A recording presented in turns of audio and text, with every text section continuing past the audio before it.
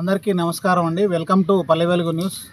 ఈరోజు మనము ప్రస్తుతము నల్గొండ జిల్లా గుర్రంపూడ్ మండలం తెరాటిగూడెం గ్రామానికి చెందినటువంటి సిపిఐ ఎంఎల్ పార్టీ పార్టీలో కొనసాగుతున్నటువంటి నల్గొండ జిల్లా కార్యదర్శిగా ఉన్నటువంటి తెరాటిగూడెం గ్రామానికి చెందిన జక్కుల నరసింహ గారితో ఇంటర్వ్యూలో ఉన్నాము. నమస్కారం అండి, జక్కుల నరసింహ గారు. నమస్కారం సార్. అంటే మీ ఇప్పుడు రాజకీయ జీవితం ఎట్లా ప్రారంభమైంది? రాజకీయ జీవితం అంటే 10th నుంచి మళ్ళీ ఎగ్జామ్ రాసేటప్పుడు నల్గొండ వెళ్ళాం.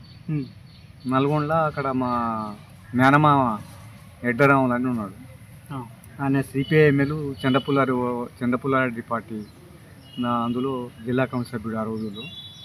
81 అతని ద్వారా ఈ రాజకీయాలకు వచ్చింది.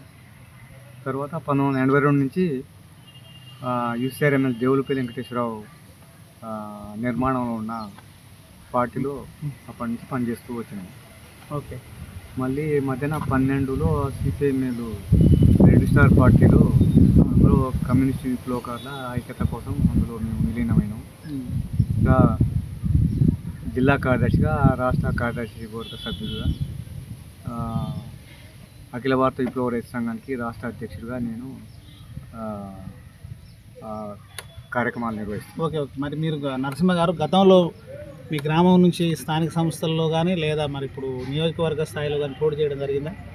నేను 1987లో మన గుర్రంపూడు ఎంపీపీగా పోటీ చేసిన.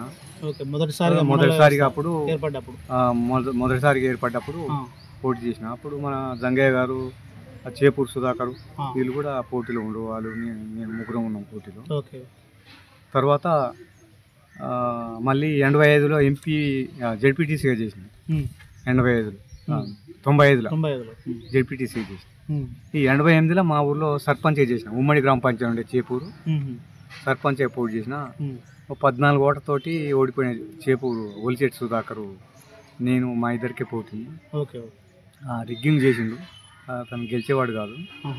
అతనికి 600 ఓట్లు వచ్చినాయి. రిగ్గింగ్ చేసినా నేను 600 అంటే 614 ఆయనకు వచ్చింది, 600 నాకు వచ్చింది. అట్లా పోయింది. తర్వాత మళ్ళీ నీటి సంఘం చైర్మన్గా మా చేపూరు కొత్త చెరువుకు 2 సార్లు 1997 నుంచి 2008 దాకా చైర్మన్గా ఉన్నా 2 సార్లు. ఒకసారి ఏకగ్రీవం అయినా. ఫస్ట్ సారి ఎన్నిక ద్వారా గెలిచిన. రెండోసారి 2005 నుంచి 2008 వరకు ఏకగ్రీవంగా ఉన్నా. తర్వాత 11 దాకా డైరెక్టర్గా ఉన్నా. 2011 మళ్ళీ ఎన్నికలు లేవు. అయితే మళ్ళీ ఎమ్మెల్యేగా యూసీఆర్ ఎమ్మెల్యే నుంచి 2009లో చేసిన. తర్వాత మళ్ళీ మేము సిపిఎంఎల్లో విలీనమైన తర్వాత 2018లో మొన్న 2023లో చేసిన 2 సార్లు. మేము మా రాజకీయాల ప్రచారం కోసం మేము విస్తృతంగా ప్రచారం చేయాలనే ఆలోచనతో ఎన్నికల్లో పాల్గొన్నాం. పేద ప్రజలకు అంటే ఇప్పుడు మన పల్లిపాడు చివరిలో ఒక పెద్ద గట్టు ఉంది. ఆ గట్టు గొర్రెలు మేపుకుంటారు. మేకల, గొర్రెల, పశువులు ఇట్లా మేపుకుంటారు ప్రజలు. అయితే తిరుపతిరావు అని చిన్న ఇంత భూస్వామి ఉండే, కొనుగోడు తిరుపతిరావు. అతను పుల్లేరు వసూలు చేసుకునేది. ఆ పుల్లేరు వసూలు చేసుకునే క్రమంలో మాకు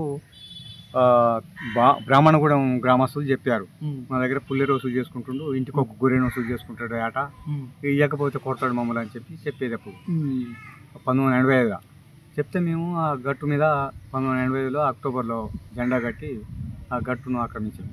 అప్పటి నుంచి ప్రజలు ఇప్పటిదాకా మేపుకుంటారు. బ్రాహ్మణగూడెం, పల్లిపాడు, మా తెరాటిగూడెం,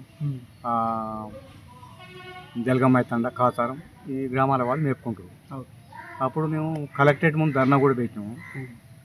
లారీ మీద జనాన్ని తీసుకెళ్ళినాము. తలా 10 రూపాయలు ఇస్తే కిరాయి రాకపోతే అప్పుడు నా పెండి అయింది 84లో 1/2 తులం బటుకు పెట్టిరు. ఆ బటుకు అమ్మి లారీ కిరాయి కట్టేసినారు. అట్లాగా మేమేంటంటే ప్రజల కోసం పనిచేస్తున్నాం. ఈ మధ్య కాలంలో 2 ఏళ్ల కింద, సంవత్సరం కింద, ఈ మధ్యన ఇప్పుడు గతంలో 20 ఏళ్ల క్రితం ఇండ్ల స్థలాల కోసం మేము అక్కడ ఈ జనానికి అక్కడ ఇండ్ల స్థలాలు లేవని చెప్పి దరఖాస్తు పెట్టాము. ఆ ఇండ్ల స్థలాలు వచ్చినాయి. అక్కడ ఇండ్లు కట్టుకురు. ఇండ్లు కూడా ఒక 20 ఇండ్లు కూడా ప్రధానమంత్రి స్కీమ్ కింద, ఏ స్కీమ్ కింద అప్పుడు పెట్టించాము. 20 ఏళ్ల కింద 2000 ఇందిరా ఆవాస్ యోజన పెట్టించినాం అప్పుడు.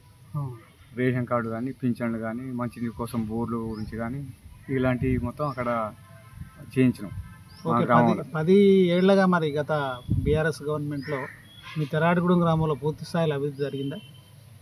బీఆర్ఎస్ గవర్నమెంట్లో ఈ 10 ఏళ్ల కాలంలో ఇక అభివృద్ధి అంటే ఒక మిషన్ భగీరథ పథకం అని పెట్టిరు. ఆ నీళ్ళు ఇప్పటివరకు కూడా ఇంటికి నీళ్ళు వస్తలేవు.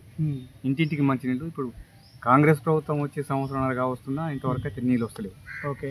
కంప్లైంట్ కూడా దరఖాస్తు కూడా ఎమ్మెల్యే గారు కూడా దరఖాస్తు ఇచ్చాం. పోయినసారి ప్రజాపాలనలో ఊర్లోకి వచ్చిండు. ఊర్లోకి వస్తే ఎమ్మెల్యే గారికి ఇంటింటికి నీళ్ళు ఇంతవరకు వస్తలేవు అని ఇచ్చినాం. అక్కడ పోయిన సంవత్సరంన్నర క్రితం మన యాసంగిలో ఈ సహకార సంఘం ద్వారా ఒడ్లు కొనుగోలు చేసారు. ఓకే. ఒడ్లు కొనుగోలు చేస్తే ఒడ్లు కట్ అయినాయి. ఒక్కొక్క రైతుకు కింటాకు 10-12 కేజీల దాకా కట్ అయినాయి. తరుగు పేరుతోటి దోసారు. ఈ ఆవులం కన్నా ఆ కొనుగోలు కేంద్రాలు ఏర్పాటు చేశారు. దాంట్లో మేము మా దగ్గరికి రైతులు వచ్చి చెప్పుకోరు, ఇట్లా మొత్తం ఒక్కొక్కరికి 10-15 బస్తాలు 20 బస్తాల దాకా కట్ చేసిండ్రు. ఇవి ఎట్లా అని నా దగ్గరికి వస్తే ధర్నా చేద్దామని తీసుకుపోయినా రైతుని.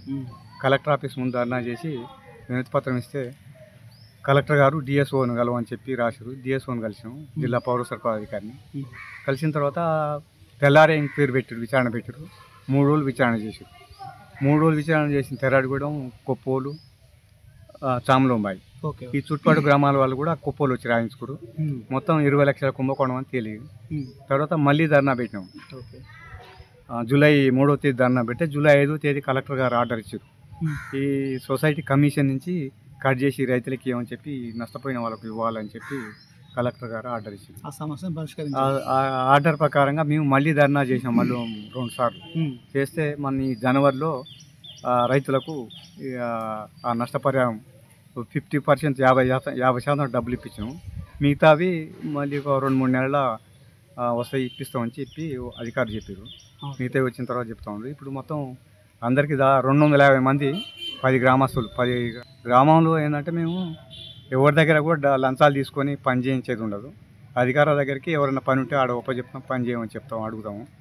అట్లాగేందంటే మేము ప్రజల కోసం పని చేస్తాం, నిజాయితీగా పని చేస్తాం, లంచాలు తీసుకోము ఎవరికాడ. మేము సంఘం తరఫున రైతు సంఘం విరాళం అడిగి కరపత్రాలు, ఛార్జీలు ప్రచార ఖర్చు కోసం. ఓకే నరసింహ గారు, అయితే సరే మీకు మరి సామాజిక సమస్యల పట్ల పూర్తి స్థాయిలో బాగా అవగాహన ఉంది కాబట్టి మరి రేపు మీరు జూన్లో కానీ జూలైలో కానీ తెలంగాణ ప్రభుత్వం స్థానిక సంస్థల ఎన్నికలు పెట్టినట్లయితే మీ తెరాడిగూడెం గ్రామం నుంచి మీరు పోటీ చేస్తారా? సర్పంచ్గా పోటీ చేస్తారా? అక్కడ గ్రామస్తులు పోటీ చేయమని అడుగుతారు. ఇక్కడ ఉన్నటువంటి నాయకులు ఎవరు కూడా పట్టించుకోవట్లేదు ప్రజల సమస్యలు, ఈ రైతుల సమస్యల గురించి ఎవరు పట్టించుకోవట్లేదు.